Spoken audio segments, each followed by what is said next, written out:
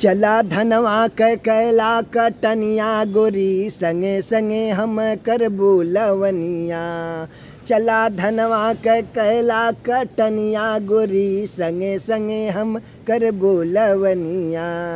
घेरे बदरिया बबरसी जब पनिया, घेरे बदरिया बबरसी जब पनिया।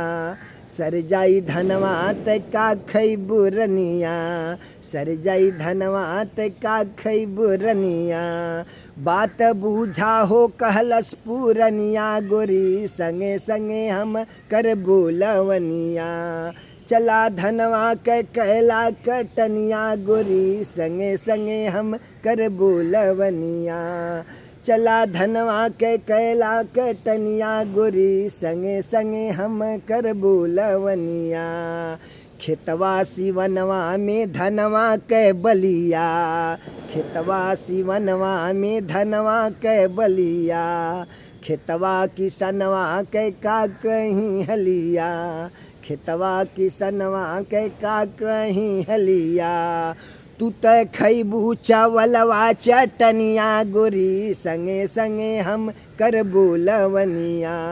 चला धनवा के कैला कटनिया गोरी संगे संगे हम कर बोलवनिया। चला धनवा के कैला कटनिया गोरी संगे संगे हम कर बोलवनिया।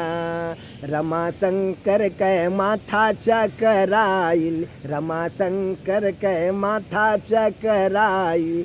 कौनो उपैया समझ में ना आइल, कौनो उपैया समझ में ना आइल। नैहर का बिगड़ल रहनिया गोरी संगे संगे हम कर बोलवनिया। नैहर का बिगड़ल रहनिया गोरी संगे संगे हम कर बोलवनिया।